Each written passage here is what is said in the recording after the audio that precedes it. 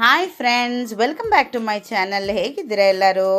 ನಾನಿವತ್ತು ನಿಮಗೆ ಒಂದೊಳ್ಳೆ ಸ್ನ್ಯಾಕ್ ರೆಸಿಪಿ ತೋರಿಸೋಣ ಅಂತ ಈ ವಿಡಿಯೋ ಮಾಡ್ತಾಯಿದ್ದೀನಿ. ಹಲಸಿನಣ್ಣಿಂದ ಮಾಡೋವಂಥ ರೆಸಿಪಿ ಇದು. ಆ್ಯಕ್ಚುಲಿ ಇದು ಸ್ನ್ಯಾಕೂ ಹೌದು, ಟ್ರೆಡಿಷ್ನಲ್ ರೆಸಿಪಿ ಕೂಡ ಹೌದು.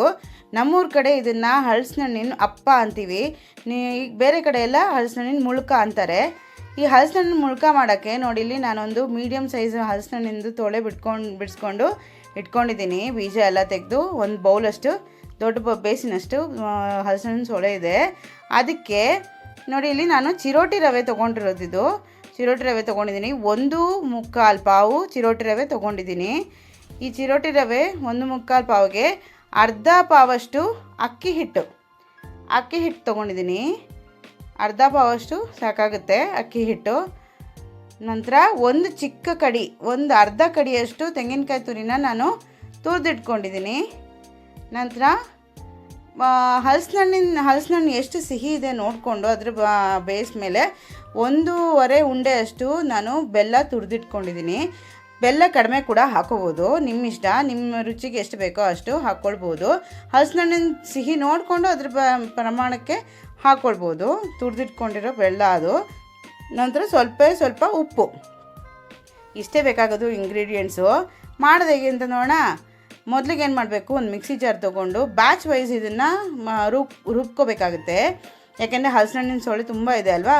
ಹಾಗಾಗಿ ಒಂದು ಬ್ಯಾಚ್ಗೆ ಸ್ವಲ್ಪ ಬೆಲ್ಲ, ಸ್ವಲ್ಪ ತೆಂಗಿನಕಾಯಿ ತುರಿ, ನಂತರ ಹಲಸಿನಣ್ಣಿಂದು ಸೋಳೆ ಅಂತೀವಿ ನಮ್ಮ ಕಡೆ, ತೋಳೆ ಅಂತೀರ. ಹಾಗೆ ಹಲಸಿನಣ್ಣಿಂದು ಸೋಳೆನ ಹಾಕ್ಕೊಂಡು ನುಣ್ಣಗೆ ರುಬ್ಕೋಬೇಕು. ಆದರೆ ಹಲಸಿನಣ್ಣಿಂದು ಕಡಿ ಥರ ಇರಬಾರ್ದು. ನುಣ್ಣಗೆ ರುಬ್ಕೊಂಡು ಬಂದಿದ್ದೀನಿ ನೋಡಿ. ನಾನು ಇದನ್ನು ಒಂದು ಪಾತ್ರೆಗೆ ಟ್ರಾನ್ಸ್ಫರ್ ಮಾಡ್ಕೊಳ್ಳೋಣ. ಹೀಗೆ ನಾನು ಬೇರೆ ಬ್ಯಾಚ್ ವೈಸು ನಾನು ರುಬ್ಕೊಂಬರ್ತೀನಿ. ಲಾಸ್ಟ್ ಬ್ಯಾಚ್ ನೀವು ರುಬ್ಬಬೇಕಾದ್ರೆ ಅದಕ್ಕೆ ಸ್ವಲ್ಪ ಉಪ್ಪು ಹಾಕ್ಕೊಂಡು ರುಬ್ಕೋಬೇಕಾಗತ್ತೆ. ನೋಡಿ, ನಾನು ಒಂದು ಬ್ಯಾಚ್ ರುಬ್ಬಿದ್ದೀನಿ. ಮಿಕ್ಕಿದ ಬ್ಯಾಚನ್ನು ರುಬ್ಕೊಂಬರ್ತೀನಿ. ಈಗ ನೋಡಿ, ಲಾಸ್ಟ್ ಬ್ಯಾಚ್ ಇದು. ಇದಕ್ಕೆ ಸ್ವಲ್ಪ ಉಪ್ಪು ಹಾಕ್ಕೊಳ್ಳೋಣ. ಮೊದಲಿಗೆ ಉಪ್ಪು ಹಾಕ್ಬೋದು, ನಾನು ಲಾಸ್ಟ್ ಬ್ಯಾಚಿಗೆ ಹಾಕ್ಕೊಳ್ತಾ ಇದ್ದೀನಿ. ಒಂದು ಸತಿ ರುಬ್ಬಿ ಆದಮೇಲೆ ಹಾಕ್ಕೊಳ್ಳಿ ಉಪ್ಪು, ಓಕೆ? ಯಾಕೆಂದರೆ ಬೇಗ ಕೆಲವೊಂದು ಸತಿ ಉಪ್ಪು ಮಿಕ್ಸ್ ಆಗೋಲ್ಲ, ಕಲ್ಲುಪ್ಪು ಹಾಕ್ಕೊಂಡಿರೋದಿಲ್ಲ. ಹಾಗಾಗಿ ನಂತರ ಇದನ್ನು ಮತ್ತೆ ಅದೇ ಪಾತ್ರೆಗೆ ಹಾಕ್ಕೊಂಡು ಒಂದು ಸತಿ ಚೆನ್ನಾಗಿ ಉಪ್ಪು ನಾವು ಮೇಲ್ಗಡೆ ಬ್ಯಾಚಲ್ಲಿ ಹಾಕಿರೋದಲ್ವ, ಅದರಿಂದ ಚೆನ್ನಾಗಿ ಈ ಥರ ಮಿಕ್ಸ್ ಮಾಡ್ಕೋಬೇಕು. ಒಂದು ಸತಿ ಮಿಕ್ಸ್ ಮಾಡ್ಕೊಂಡಿದ್ದಾದಮೇಲೆ ನೋಡಿ, ಇದೀಗ ನೀರಾಗೇ ಇದೆ. ಇವಾಗ ಇದಕ್ಕೆ ಚಿರೋಟಿ ರವೆ 1/4 ಪಾವಷ್ಟು ಚಿರೋಟಿ ರವೆ ಹಾಕ್ಕೊಂಡಿರೋದು ನಾನು. ನಂತರ ಅರ್ಧ ಪಾವಷ್ಟು ಅಕ್ಕಿ ಹಿಟ್ಟು ಏನಕ್ಕೆ ಹಾಕ್ಕೊಳ್ತೀವಿ ಅಂದರೆ, ನಾನಿಲ್ಲಿ 1/4 ಪಾವು ಇಟ್ಕೊಂಡಿದ್ದೆ, ಬಟ್ ಅರ್ಧ ಪಾವೇ ಹಾಕ್ಕೊಂಡಿದ್ದೀನಿ. ಅಕ್ಕಿ ಹಿಟ್ಟು ಏನಕ್ಕೆ ಹಾಕ್ಕೊಳ್ತೀವಿ ಅಂದರೆ, ಒಂದೇದಾಗಿ ಬೈಂಡಿಂಗ್ ಬರಬೇಕಂತ. ನಂತರ ಇನ್ನೊಂದೇನು ವಿಷಯ ಅಂದರೆ, ಅದು ನಿಮಗೆ ಹೊರಗಡೆ ಲೇಯರು ಕ್ರಿಸ್ಪಿಯಾಗಿ ಬರುತ್ತೆ, ಮುಳ್ಕ ಕ್ರಿಸ್ಪಿಯಾಗಿ ಬರುತ್ತೆ. ಡೀಪ್ ಫ್ರೈ ಮಾಡ್ತೀವಲ್ಲ, ಆದ್ದರಿಂದ ಆವಾಗದು ಕ್ರಿಸ್ಪಿಯಾಗಿ ಬರುತ್ತೆ. ಅದಕ್ಕೋಸ್ಕರ ಅಕ್ಕಿ ಹಿಟ್ಟು ಹಾಕ್ಕೊಳ್ಳೋದು. ಇವಾಗ ಇದನ್ನು ಚೆನ್ನಾಗಿ ಮಿಕ್ಸ್ ಮಾಡ್ಕೋಬೇಕು. ಇವಾಗ ನೋಡಿ, ಇದು ಸ್ವಲ್ಪ ತೆಳು ಇದೆ, ಬಟ್ ಏನು ಪ್ರಾಬ್ಲಮ್ ಇಲ್ಲ. ಇದು ಏನು ರವೆ ನೆಂದಾಗ ನಿಮಗೆ ಸ್ವಲ್ಪ ಗಟ್ಟಿ ಆಗುತ್ತೆ, ಇಷ್ಟು ತೆಳು ಏನಿರಲ್ಲ. ಇವಾಗ ಇದನ್ನು ಮಿಕ್ಸ್ ಮಾಡಿಬಿಟ್ಟು ಒಂದು 20 ನಿಮಿಷ ಮುಚ್ಚಿಡಬೇಕು. ಯಾಕೆಂದರೆ ರವೆ ಸ್ವಲ್ಪ ನೀರೆಲ್ಲ ಸೆಟ್ ಆಗಬೇಕಲ್ಲ ರವೆ, ಹಾಗಾಗಿ ಸ್ವಲ್ಪ ಒಂದು 20 ನಿಮಿಷ ಮುಚ್ಚಿಡಬೇಕಾಗತ್ತೆ. ನಂತರ ಏನು ಮಾಡಬೇಕು, ಇವಾಗಿದು ಸೆಟ್ ಆದಮೇಲೆ, ಇವಾಗಿದು ಸೆಟ್ ಆಗಿದೆ. ಇದಕ್ಕೊಂದು ಸೀಕ್ರೆಟ್ ಇಂಗ್ರೀಡಿಯೆಂಟ್ಸ್ ಇದು ಏನಂದರೆ, ಒಂದು 4 ಚಮಚದಷ್ಟು ಸಕ್ಕರೆ ಹಾಕ್ಕೋಬೇಕು. ಬೆಲ್ಲನೂ ಹಾಕ್ಕೊಂಡಿದ್ದೀನಿ, ಸಕ್ಕರೆನೂ ಹಾಕ್ಕೊಳ್ತಾ ಇದ್ದಾಳೆ ಅಂತ ತಪ್ಪು ತಿಳ್ಕೊಬೇಡಿ. ಸಕ್ಕರೆ ಏನಂದರೆ ಮಧ್ಯದಲ್ಲಿ ಇದೇನು ಪೂರ್ತಿ ಕರಗಲ್ಲ ಸಕ್ಕರೆ. ನೀವು ಇದು ಮಾಡಿದಾಗ ಕ್ರಂಚ್ ಥರ ಸಿಗುತ್ತೆ ಕೆಲವೊಂದು ಸರ್ತಿ. ಅದಕ್ಕೆ ಒಂದು ಸ್ವಲ್ಪ ರುಚಿನೂ ಬ್ಯಾಲೆನ್ಸ್ ಆಗುತ್ತೆ, ಮತ್ತು ಸಕ್ಕರೆ ಒಂದು ಸ್ವಲ್ಪ ಕ್ರಂಚ್ ಥರ ಸಿಗುತ್ತೆ. ಅದಕ್ಕೋಸ್ಕರ ಹಾಕ್ಕೊಂಡು ಮಿಕ್ಸ್ ಮಾಡ್ಕೊಂಡಿರೋದು. ಇವಾಗ ಇದನ್ನು ಡೀಪ್ ಫ್ರೈ ಮಾಡ್ಕೋಬೇಕಲ್ಲ, ಅದಕ್ಕೆ ಒಂದು ಬಾಣಲೆಗೆ ಎಣ್ಣೆ ಹಾಕಿ ಕಾಯಕ್ಕಿಡೋಣ. ಎಣ್ಣೆ ಚೆನ್ನಾಗಿ ಕಾಯಬೇಕು. ಇಲ್ಲಿ ಒಂದು ತಟ್ಟೆಯಲ್ಲಿ ನೀರು ಇಟ್ಕೊಂಡಿದ್ದೀನಿ. ಏನಕ್ಕೆ ಅಂದರೆ, ನೀರಲ್ಲಿ ಕೈಯನ್ನು ಅದ್ದಿ ಎಣ್ಣೆಗೆ ಇದನ್ನು ಬಿಡೋದಕ್ಕೋಸ್ಕರ. ನೋಡಿ, ನಾನು ತೆಳು ಇತ್ತು ಅಂತ ನಾನು ತೋರಿಸಿದ್ದೆ ನೋಡಿ. ಈಗ ಇದು ದಪ್ಪ ಆಗಿದೆ. ನೀರಲ್ಲಿ ಕೈ ಅದ್ದಿ ಅದ್ದಿ ಬಿಟ್ಕೊಳ್ತಾ ಇದ್ದೀನಿ ನೋಡಿ. ಈ ಥರ ಬಿಟ್ಟರೆ ಸಾಕು. ನೀವೆಷ್ಟು ಎಣ್ಣೆ ಇಟ್ಟಿದ್ದೀರಾ ಅದ್ರ ಮೇಲೆ ನೀವು ಈ ಥರ ಚಿಕ್ಕ ಚಿಕ್ಕದಾಗಾದ್ರೂ ಬಿಡ್ಬೋದು. ನಾನು ಮೀಡಿಯಮ್ ಉಂಡೆಗಳ ಥರ ಬಿಡ್ತಾಯಿದ್ದೀನಿ. ಏನು ಉಂಡೆನೇ ಮಾಡಿ ಬಿಡಬೇಕು ಅಂತಿಲ್ಲ, ರ್ಯಾಂಡಮ್ ಆಗಿ ಬಿಟ್ಟರೆ ಸಾಕು. ಓಕೆ, ಈ ಥರ ಹಾಕ್ಕೊಳ್ಬೇಕು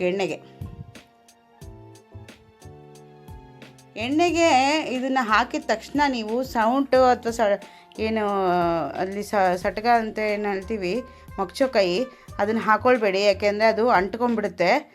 ಎಲ್ಲನೂ ಎಣ್ಣೆಗೆ ಬಿಟ್ಟು ಒಂದು 2 ನಿಮಿಷ ಬಿಟ್ಟಾದ್ಮೇಲೆ ನೀವು ಅದನ್ನು ಮಗಚಬೇಕು.